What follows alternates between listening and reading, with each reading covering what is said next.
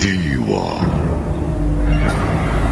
pagsaksi sa mga pangyayaring hindi mo sukat akalain.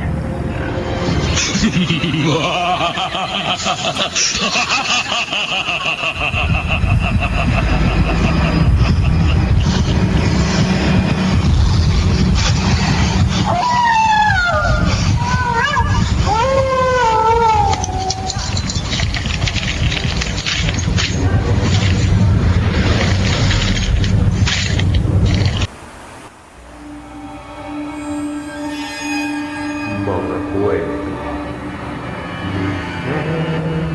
Ang paglalakbay ng inyong diwa.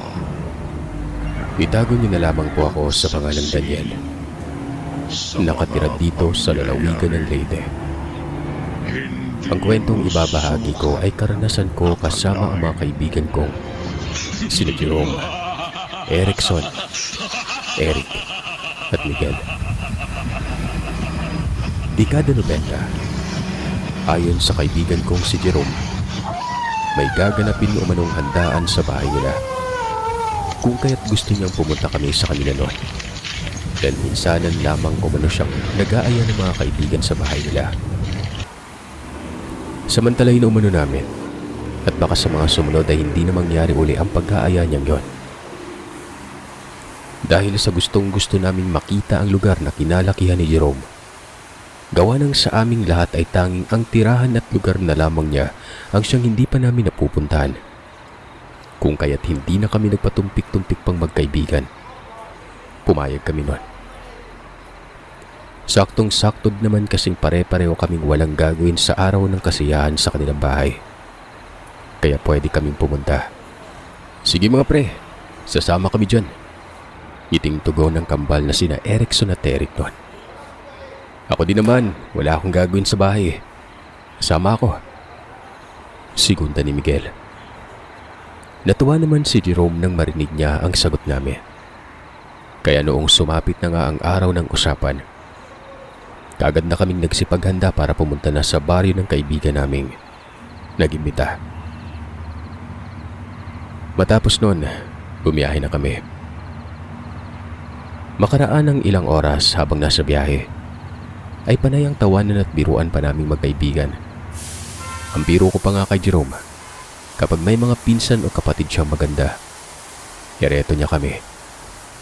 Sabihin niyang mabait ako, mapagkakatiwala ang tao, at higit sa lahat ay mapagmahal. Sira ulo, ikaw mabait at mapagkatiwalaan? Nangingiting wika niya sa akin at kinatongan pa ako sa noo.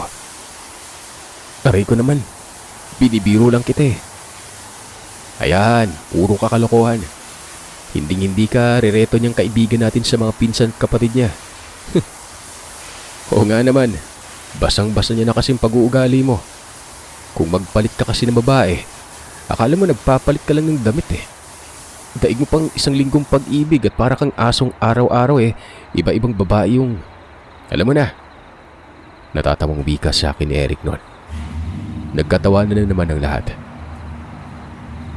Ibahin niyo ako sa inyo, hindi ako ganun uy. Kasalanan ko ba kung pinanganak akong gwapo? Tsaka ano magagawa ko kung palay nang lumalapit? Halangan namang walisin ko palayo. Banat ko pa. Hiyabang mo, sobrang lakas ng hangin oh. Natigil lamang ang biruan namin nang makarating na kami sa bayan ng lugar ni Jerome. Pagbaba namin ng sasakyan ay muli na naman kaming sumakay ng tricycle. Ang buong akala ko pa ay malapit lang sa bayan ang bahay ng kaibigan namin na ito. Yun pala ay nasa kasulok-sulukan pa ng baryo. May dinaanan pa kaming taniman ng mga niyog. Natuwa pa nga ako sa sinasakyan naming tricycle dahil sa kahit parag-parag na yun ay kayang-kaya pang umarangkada sa mga lubak-lubak na daan at may paahon pa nga kaming nadaanan. Pagdating namin sa bahay ni Jerome, saglit muna kaming hindi nakababa. Paano ba naman kasi? Sobrang sakit na ng puwet ko sa haba ng binahe at sa sobrang tagtag nun. Parang pati utak ko yata inaalog. Pagbaba ko ng sasakyan ay inilibot ko munang paningin. Dahil sa hindi ko mapigilan ang sariling mamangha, gawa ng sobrang ganda at aliwalas ng lugar kung saan naninirahan ang pamilya ng kaibigan ko. Ang gilid kasi ng kanilang bahay ay pawang taniman na ng mga kamoting kahoy at may mga maispat sagingan. Hindi kasyong masisipag ang mga taong naninirahan doon. Masasabi kong preskang-preska ang hangin na malalanghap mo kapag pupunta ka sa bahay ng kaibigan ko. Malayo ito sa polusyon at mga sasakyan. Kaya nga lang sa tingin ko, oras na may madalian kang pupuntahan sa bungad ng baryo hindi ka makakarating kaagad. Napakalayo kung lalakarin mo.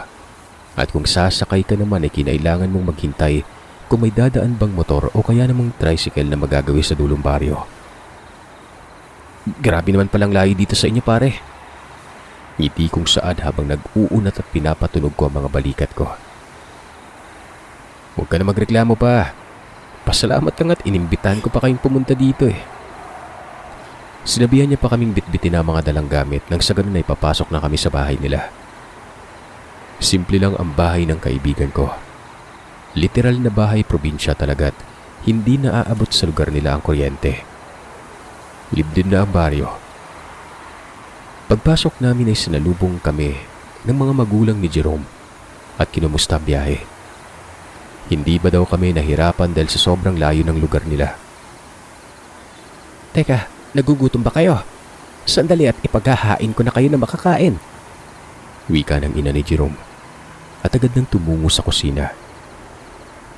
Kinagabihan, tumambay muna kami sa labas ng bahay nila at nagkikwentuhan matapos kumain. May konting inumang inihanda ang ama ni Jerome. Pampaantok lamang umano. Sa susunod na araw na lang daw kami bumanat ng inuman gawa ng may handaan ngang gaganapin. Habang nag-iinuman nga kami ay kung ano-ano na lamang ang napag-uusapan. Hanggang sa itong ama ni Jerome ay may nabanggit sa amin na may mag-amang aswang umano ang naninirahan sa libdib na kagubatan malapit sa kanilang lugar. Medyo humina pang boss ni Mang Carlito nang sabihin niya yon. At para bang takot na takot itong may makakarinig na ibang tao maliban sa amin. Sigurado ka ba sa sinasabi mo, Mang Carlito? Tanong ni Eric at halata sa kanyang hindi naniniwala sa sinasabi ng matanda nun. Bakit? Nagdududa ka ba? Hindi naman po sa ganon. Ang ibig ko lang sabihin kasi uso pa pala sa panahon natin ngayon mga ganyang klaseng nilalang, no? Sa pagkakaalam ko kasi panahon pa ni Kopong-Kopong yung ganyang klase. Sinabi ni Mang Carlito sa kaibigan kong wala namang problema kung hindi siya maniniwala sa sinasabi nito. Ang sa matanda lang umano, sinasabi niya lang kung ano ang mga kaganapang nangyayari sa kanilang baryo. Marami pang mga bagay na ikikwento sa amin si Mang Carlito tungkol sa aswang at sa kung papaanong nanalasa ito sa kanilang lugar. Tamang kinig lamang ang ginagawa ko at hindi na sumabat pa sa kanilang usapan. Hindi naman kasi ako naniniwala sa ganyan kaya hinayaan ko na lamang silang pag-usapan ng tungkol sa ganong klase. Alam niyo, kumakailan lang hinahanap namin yung pinamumugaran ng mag-amang yun. Ang kaso kahit na hinalughog na namin ang kasuluk-sulukan ng kagubatan hindi pa rin namin makita-kita Siguro may sabulag yung tahanan ng animal na yun kaya hindi namin mahanap-hanap. Baka naman wala talagang aswang kaya hindi nyo mahanap yung tirahan. Dahil sa hindi talaga totoo yun. At siguro yung sinasabi ninyong gabi-gabing nananalasa dito sa lugar nyo, baka ligaw na hayop. Alam mo, iho, masyado ka pang bata at kulang ka pa sa kaalaman sa mga ganyang usapin. Isa pa ang kwento sa akin ng anak ko. Lumaki kayo sa bayan kaya't nasisigurado kong ni isa man sa inyo ay wala pang nakaranas ng mga kababalagan tulad na lamang ng aswang. Hindi na nakasagot pa ang kaibigan ko. Sumingit na sa usapan namin ng ina ni Jerome. Sinaway na nito ang asawa. Pinagsabihang tumigil na sa pagkwento tungkol sa aswang. Ang mabuti pa umano ay magsipasok na kami sa loob ng bahay at doon na lamang tapusin ang pag-iinuman. Umiling ang ama ni Jerome at sinabing konti na lang naman ang alak na iniinom namin. Tapusin na lamang daw namin yun bago pumasok sa loob ng bahay. Bahala kayo kung ano ang gusto ninyo. Basta tigilan nyo ng pag-uusap-usap tungkol sa aswang-aswang na yan ha. Maliwanag ba? Hindi na kumontra ang ama ng kaibigan ko sa asawa niya. Sa halip, sinabihan na lamang kami nito na ipagpatuloy na lamang ang pag-iinuman at huwag na lang pansin ng sinasabi ng asawa niya. Ganun daw kasi mga kababaihan, panira sa mga momento ng mga kalalakihan, oras na nasa kasarapan na ng pagkikwentuhan. Makalipas ang ilang minutong pag-iinuman ay nakarinig kami ng mahinang pag-angil mula sa labas ng bakuran. Nung unay inakala kong pusa lamang ang umaatukal na naririnig ko. Pero gayon na lamang ang gulat ko nang biglang tumayo si Mang Carlito. Kaagad na pinagmadali kaming pumasok sa loob ng bahay. Kami naman ng mga kaibigan ko, dahil sa walang kaalam-alam kung bakit ginawa yun ng matanda, sumunod na lamang kami sa utos niya. Nagmadali na nga kaming pumasok noon. Pagpasok namin sa loob ay narinig kong nagsisisigaw si Mang Carlito. Binabanggit ang katagang aswang. May hinahamon din ito sa labas ng bahay. Pero nang silipin namin kung nasaan ang hinahamon niya at kung sino, wala naman kaming nakikitang tao noon. Hoy Carlito, hinayupak ka talagang lalaki ka. Pumasok ka na nga rito at itigil mo yung pagtatapang-tapangan mo. Sigaw ng ina ni Jerome. Maya-maya pa ay walang sabi-sabing kumaripas ng takbo papasok sa loob ng bahay si Mang Carlito. Nang makarinig kami ng malakas na huni ng ibon, na tila ba isang uwak nun. Hindi ko alam kung bakit biglang nagtayuan ang mga balahibo ko sa batok. Pero nang mga sandaling yon, gusto ko nang maniwala tungkol sa mga sinasabi ni Mang Carlito na aswang. Pero sa kabilang dako ay may pagdududa pa rin akong nararamdaman. Dahil wala naman akong nakikitang aswang ng mga oras na yon. Tanging huni lamang na hindi naman ako sigurado kung gawa ba yun ng aswang o sadyang huni lamang ng ibon. Anak ng Tsekwa, talagang hinahamon ako ng nilalang na yan ha. Akalain mo ba namang biglang humuni yung peste? Ani pa ni Mang Carlito. Ayan na kasi ang sinasabi ko sa'yo. Ang yabang-yabang mo pang maghamon doon sa aswang. Tapos ngayon ito para kang maamong tupang takot na takot. Tumigil lamang ang mag-asawa nang sawayin sila ni Jerome at sinabihang huwag nang magingay dahil nakakahiya sa mga bisita niya. Humingi ng tawad ang ama ni Jerome at nagwikang magsipagtulog na daw kami. Sa susunod na lamang ituloy ang pag-iinuman. Kinabukasan ng araw na yon, napagplanuhan namin mamasyal muna. Dahil sa sunod na araw pa naman ang handaan. Sinabi ni Jerome na maghanda na daw kami dahil may plano siya at alam niyang magugustuhan namin ang pupuntahan. Oh, ano? Saan na nga yung gala natin ngayon? Tanong ko kay Jerome. Relax ka lang, huwag kang atat. Basta may alam akong pupuntahan natin. Paniguradong magiging masaya kayo doon. Ngiting sagot niya. Halatang excited na din siya noon. Nung tanungin naman namin kung saan nga pupunta, ang tanging sinasabi niya lang sa amin ay sumunod na lamang at huwag nang magreklamo pa. Isa pa'y nasisiguro niya umanong matutuwa kami sa pupuntahan at hindi mabuburyo. Hindi na nga kami muling nagtanong pa dahil sa nagmamadali na itong maglakad papuntang kusina at nagpaalam sa kanyang ina. Pagbalik nito sa sala ay may bitbit na itong bayong at nung tanungin ko siya kung ano ang laman, sinabi niyang pagkain umano ang laman at konting inumin. Magsipagdala din kayo ng mga bisan niyo. Teka, saan ba talaga tayo pupunta? Nahihiwagaan kong tanong dahil bakit naman kami magdadala ng damit, diba? Isa pa'y kanina pa ako panay tanong ng tanong pero hindi naman ako sinasagot ni Jerome. Iningitian lamang kami nito at may kindat-kindat pang nalalaman. Maya-maya pa ay narinig namin na may mga boses ng babae ang nagsasalita papalapit sa bakuran. Halos sabay pa kaming dumungaw sa bintanang magkaibigan nang marinig namin ang mga boses na yon. Pagdungaw, nakita kong may 4 na kadalagahan ang naglalakad papalapit sa pintuan. Hoy, Paring Jerome, anong kalokohan to?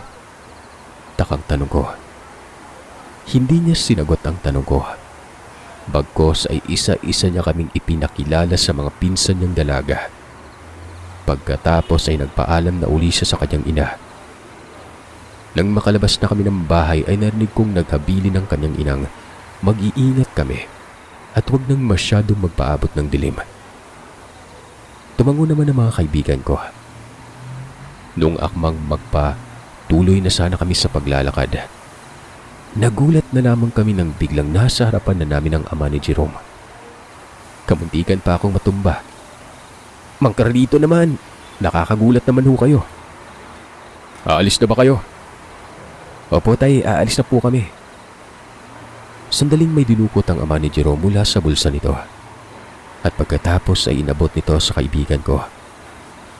Nagtanong naman ang kaibigan ko kung ano ang bagay na binigay ng kanyang ama. Narinig kong sinabi ni Mang Carlito sa anak niyang proteksyon sa masamang nilalang ang binigay nito. Ilagay lang daw ni Jerome sa bulsa at wag wawalain. Nang sa ganon ay ligtas kami sa pupuntahan. Sige po tay, maraming salamat po dito. Paano, alis na po kami. Sige, mag-iingat kayo ha. Makalipas ang ilang sandali ay kasalukuyan na kaming naglalakad sa gilid ng daanan. Ang daya mo talaga tol. Bakit ba ayaw mo sabihin sa amin kung saan tayo pupunta? Paano magiging sorpresa yun kung sasabihin namin, di ba? E di, hindi na kayo ma-excite kapag sinabi ko. O nga naman tol, gusto ko yung mga ganyang sorpresa eh. Kung sakaling malalaman na natin kung saan pupunta. Sa katagalan ng paglalakad namin ay napansin kong tila unti-unti na kaming lumalayo sa mga kabahayang nadadaanan namin. Pawang mga nakatayong duhat at balete na lamang ang aming nakikita sa gilid nun. Maya-maya pa, may nakasalubong kaming matandang lalaki. May hawak-hawak itong itak at masama kung makatitig sa amin na para bang gusto kaming pagtatagain nun. Tuloy ay hindi ko alam kung ano ang gagawin. Kung magpapatuloy pa ba ako sa paglalakad o titigil na. Pero nang makita kong tila baliwala lamang sa mga kaibigan ko ang tungkol sa ginawang pagtitig ng matanda at nagpatuloy na lamang ang mga ito sa paglalakad, ay tahimik na sumunod na lamang ako sa kanila. Maya-maya ay binati ni Jerome ang matanda at sinabing makikidaan lang umano kami. Hindi sumagot ang matanda sa kanya at sa halip ay huminto ito sa tabi ng daan habang sinusundan kami ng tingin. Saktong pagdaan ko sa matanda ay nakalanghap ako ng kakaibang amoy. Parang amoy baktol o amoy kilikilit ilang linggo nang hindi naliligo. Basta, sobrang baho ang amoy na yon. Nang medyo makalayo na kami, saglit na nilingon ko ang matanda. Naroroon pa rin ito sa kinatatayuan at sinusundan pa rin kami ng tingin. Hindi ko na napigilan ang sariling magtanong kay Jerome kung ganun ba talaga ang mga tao sa kanilang lugar. Grabe ko makatitig. Akala mo ay may nagawa kaming kasalanan para titigan ng masama at pailalim nun. Hindi naman. Baka nagkataon lang. Siguro ganun lang talaga tumingin yung taong yon. Huwag niyo na lang pansinin. Kilala mo ba yun, tol? Umiling ang kaibigan namin at sinabing hindi umano. Mukhang bagong mukha lamang yun sa kanilang baryo. Dahil minsan ay hindi niya pa yun nakita. Kumbaga, na mga sandali yun pa lamang ang unang pagkakataong nakita ng kaibigan namin ang matanda. Kaya hindi din siya sigurado kung taga roon ba yun sa baryo nila o nagawi lang. Tara, bilisan nyo nang maglakad. Malapit na tayo. Hayaan niya. Mabuti pa nga, sagot ni Miguel, at nagmadali na nga kami maglakad nun. Makalipas lamang ang ilang sandali ay sobrang namangha ako sa nakita kong napakagandang batis ang aming nabungaran matapos naming lumusot sa talhiban. Hindi ko naiwasang maibulalas kung gaanong kaganda ang lugar na napuntahan namin nun. Maging ang mga kaibigan ko ay ganun din ang kanilang naging reaksyon. Nakikita kong manghang-mangha din sila sa mga nakapaligid sa ilog na kinaroroonan namin. Oh, ano pang hinihintay nyo? Tara na, maligo na tayo. Tuwang-tuwang aya sa amin ni Jerome at nauna na itong magtampisaw sa tubig. Nilabas naman ng mga dalaga ang pagkaing bitbit ni Jerome at inaayos na. Bago pa man ako lumusong sa tubig ay nagpresenta akong tulungan ng dalagang si Lira sa paghahanda ng mga pagkaing inilagay sa mahabang dahon ng saging. Habang tinutulungan ko ang dalaga sa paghahanda, sa hindi mawaring dahilan ay nakaramdam ako ng kaba. Pakiwari ko ay natatakot ako pero hindi ko naman alam kung bakit. Saglit akong tumayo at nagpalinga-linga dahil pakiramdam ko ay parang may mga nagmamasid sa ginagawa naming magkakaibigan. Lira, matagal ka na bang naninirahan dito? Hindi ko na napigilang tanong sa dalaga. Tumango naman ito. Kung ganun, naniniwala ka sa aswang? Sandaling itinigil ni Lira ang pag-aayos ng pagkain pagkatapos ay tumitig sa akin noon. Kapag sinabi ko bang totoong aswang, paniniwalaan mo ba ako? Hindi kagad ako nakaimik sa sinabi niya. Hindi ko kasi alam kung maniniwala ba ako o hindi noon. Para sa akin kasi ay to see is to believe. Hanggat hindi ko nakikita ay walang basayan para paniwalaan ko. Kita mo na, hindi ka makasagot sa tanong ko. Sambit niya. Muli niyang ibinalik ang pansin sa ginagawa. Nung akmang magsasalita na sana ako uli, bigla ako na namang nasipat ang matandang lalaking may hawak na itak. Ganun pa rin, wala pa rin pinabago. Matalim pa rin itong nakatitig sa kinaroroonan namin. Nakita kong medyo natatakpan ng naglalakihang dahon ng kinatatayuan nito. Kung kaya't hindi ko siya masyadong pansinin. Kung hindi mo talaga tititigan nun. Pre, kanina pa kita tinatawag ah. Ano bang tinitingnan mo dyan ha? Tanong ni Miguel. Wala pre. Nung ibalik ko ang paningin ko sa matanda, wala na yun sa kinatatayuan. Nagtaka pa ako gawa ng ang bilis niya namang mawala. Parang bulang biglang naglaho. Iniisip ko na lamang marahil ay napadaan lamang yon. Kaagad na akong lumapit sa mga kaibigan ko at ilang sandali pa ngay nawala na sa isipan ko ang matanda. Nagkasiyahan kami. Nung makaramdam na kami ng gutom ay saka pa lamang kami umahon sa tubig at kumain nun. Pagkatapos ay muli na namang naligo. Magtatakip silim na mag-aya si Jerome umuwi dahil sa baka maabutan pa kami ng dilim sa daanan. Mayari pa kami sa kanyang ina noon. Nangako pa naman siyang hindi kami magpapaabot ng dilim sa daan. Naku insan, alam mo naman yung kwento di ba na may mga aswang dito sa atin? Panimulang wika ni Lira habang nag-aayos ng mga gamit at ipinasok yun sa bayong. Maniwala kayo dyan, hindi naman totoo yung mga aswang na yan eh. Para ka ding si tatay, masyadong nagpapaniwala sa mga ganyan. Nakita kong umingos ang dalaga at sinabing, di wag kang maniwala. Baka mamaya pag nakasalubong mo yung aswang dyan sa daan biglang bumahagi ang buntot mo at pagtatatakbo ka sa takot. Sino ako? Matatakot? Sinong tinatakot mo? Baka mamaya yung aswang na sinasabi mo pa yung matakot sa akin Pagyayabang nasagot ni Jerome at ipinapakita pa ang braso niyang gatingting sa laki. Dahilan para mag-asaran at tawanan ng lahat. Kaagad na nga kaming lumakad Sir Seth. Makalipas ang ilang sandali ay tuluyan na ngang nilamon ng dilim ang buong paligid. Kaya naman binuksan na ng kaibigan ko ang bitbit ng flashlight. Ito na nga bang sinasabi ko Masyadong napasarap yung pagligo natin kanina. Tuloy hindi na natin namalahin yung oras. Yari ako kay nanay nito. Sabi pa ni Jerome. Yaan mo na tol. Tutulungan ka na lang naming magpaliwanag sa nanay mo. Wika ko sa kanya. Sa pagpapatuloy ng paglalakad, bigla na lamang kaming nakalanghap ng kakaibang amoy na sumasabay sa ihip ng hangin. Parang amoy tiyangaw. Dahil sa pagod at gustong-gusto na namin makauwi sa bahay para makapagpahinga, hindi na namin inintindi pa ang mabawong amoy na nalalanghap namin noon. Hanggang sa maya-maya pa, Nakarinig na nga kami ng huni ng wakwak at sunod-sunod na pag-ugoy ng malakas at bumubugsong hangin na animoy may paparating na bagyo. Naloko na. Pambihira naman talaga oh. Mukhang wrong timing pa tayo. Sambit ni Jerome bago niya kaming sinabihang magmadali na maglakad nun. Halos lakad takbo na ang ginagawa namin. Pero makaraan lamang ang ilang minuto. Napapansin kong parang nagpabalik-balik lamang kami sa nilalakaran. Kanina ko pa kasi napapansin ang malaking punong nakaagaw ng atensyon ko. Sinabihan ko si Jerome na huminto na muna at mukhang hindi naman kami umaarangkada. Paulit-ulit lamang ang daang tinatahak namin. Hindi niya napapansin? Kanina pa tayo pabalik-balik sa punong to ah.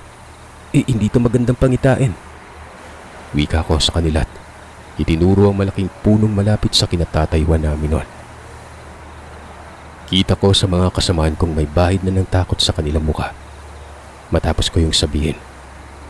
Samantalang si Jerome naman ay napapakamot sa ulo at nagwikang imposible umanong maligaw kami dahil simulat sa pulay kabisado niya ang lugar na pinuntahan namin noon. Tol, anong gagawin natin? Naliligaw na tayo. Paano na tayo ito makakauwi? Hindi ko alam eh. Sandali nga lang at huwag muna kayong maingay. Iisipin ko lang kung saan ang tamang daan. Tara na, tuloy lang tayo sa paglalakad. Habang nag-iisip ako kung paano natin matuntun yung daan pauwi sa bahay. Hindi tayo pwedeng tumigil dito. Delikado. Kaagad naman kaming sumunod at kahit na nakakaramdam na ako ng takot, pilit ko yung binabaliwala. Inisip na ligtas kaming makakauwi sa bahay ng kaibigan ko.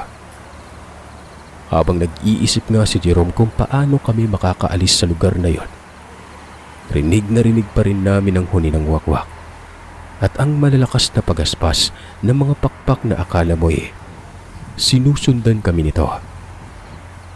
Maya-maya pa ay nagsuwestyon si Jerome na balikan umano namin ang mga kasuotan naming damit. Agad na nagreklamo naman ang mga dalaga at nagwikang nababaliw na ba raw ang pinsan nila. Huwag na kayo magreklamo pa.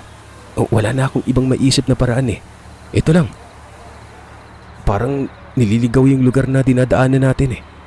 Kaya hindi tayo makakaalis-alis dito. Aniya.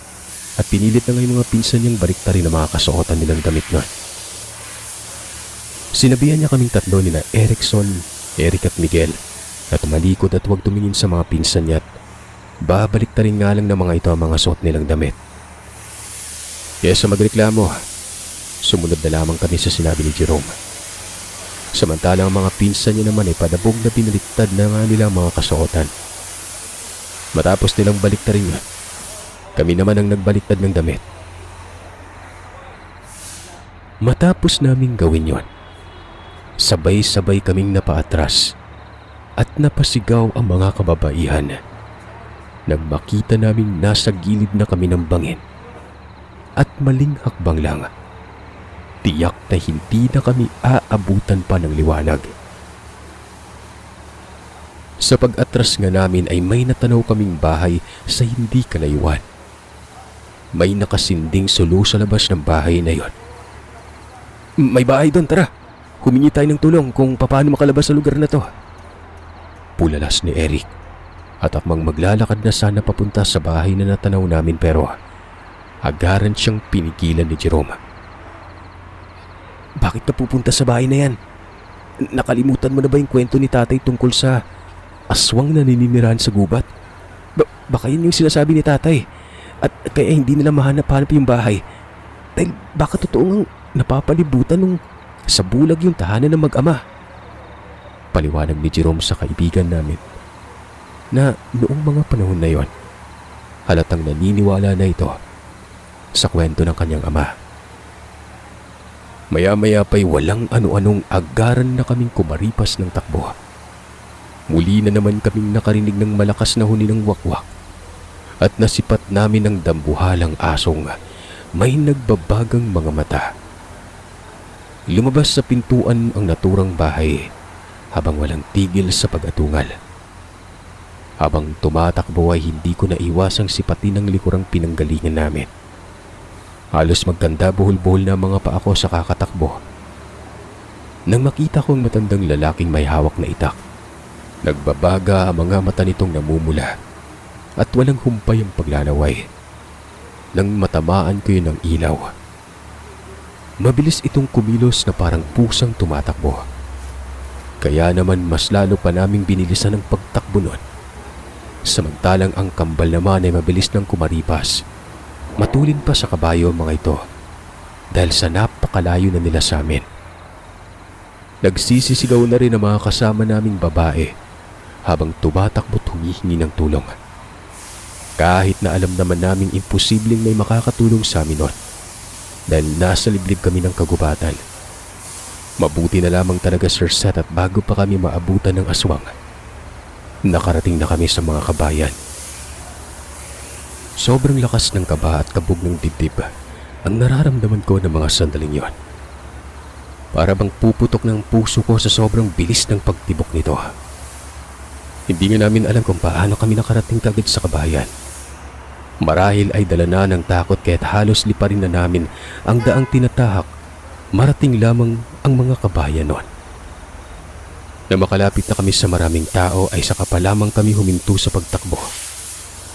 Nagtanong naman ang mga nag-uumpukang lalapitan namin kung anong nangyari. Walang patumpik-tumpik naman ikiunento ni Jerome ang mga napagdaanan namin at ang tungkol sa matandang aswang na humabol sa amin at sa dambuhalang aso. Nagwika ang isa sa mga kalalakihang totoo nga ang usap-usapan sa kanilang baryo na nagpapakita lamang ang bahay ng nilalang na yon kapag may bibiktamahin. Maging ang matandang tinutukoy namin ay ganun rin. Magpapakita lamang sila doon sa mga taong gusto nilang biktimahin. Ang swerte nyo dahil kompleto kayong nakaligtas doon sa aswang na yun, ha? Alam niyo bang ang mga taong pumasok sa gubat na pinuntahan ninyo at inaabot ng dilim ay hindi nakakalabas pa doon? Kaya nga wala nang nangaspang pasukin ang gubat na pinuntahan namin kapag alanganing oras na. Dahil sa bali-balita ngang lumilitaw lamang ang bahay na yon tuwing magtatakip silim na't may bibiktimahing tao sa loob ng kagubatan. Sumigunda naman ang isa pa na sana'y maging aral na umano sa amin na huwag nang bumalik sa lugar na pinuntahan namin. O kung sakali mang hindi talaga mapigilan at babalik man kami, siguraduhin naming hindi kami aabutin ng alanganing oras bago makalabas ng gubat na yon. Pag-uwi namin sa bahay ay nadatnan namin ang pamilya ni Jerome. Nag-aalala. Sinabi namin ang buong pangyayari. Kaagad na tinanong ng ama ni Jerome kung nasaan ang binigay nito sa kanyang pangondra. Napakamot naman sa ulo ang kaibigan ko at nagwikang nalaglag niya raw ata nang hindi niya namamalayan nun. Anak ng ano naman, Jerome? Kaya pala kamuntikan na kayong mabiktima ng aswang na yun, ha? Teka, may mga lamang barya ba yung bulsa nyo? Kanya-kanyang dumukot kami sa bulsa at saktong-sakto dahil may mga barya ang bulsa namin. Tinanong ko pa si Mang Carlito kung ano ang gagawin niya sa barya. Ako, bibili ba siya ng alak? Hindi, kaya ako nagtanong dahil sa yung hinala ko yan dahilan kung bakit hindi kayo madaling nabiktima at nagkaroon kayo ng pagkakataong makalabas sa gubat ng ligtas.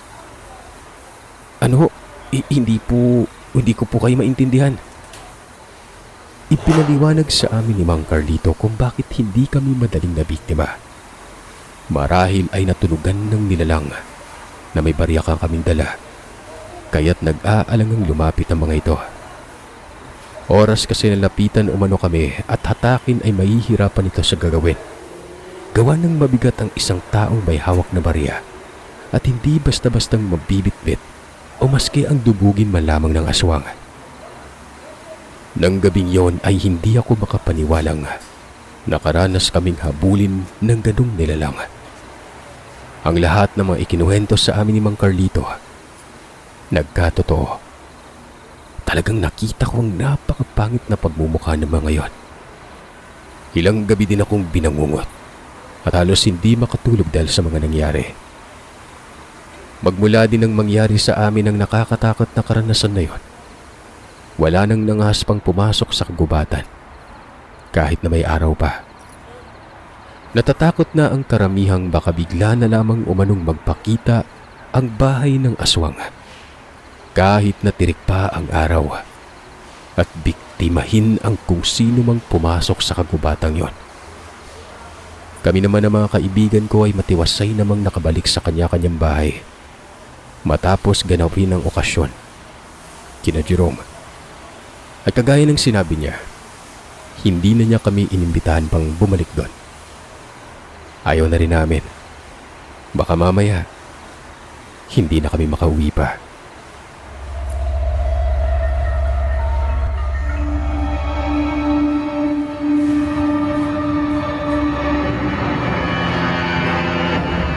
Ang paglalakbay ng inyong diwa. Pagsaksi sa mga pangyayaring hindi mo sukat akalain.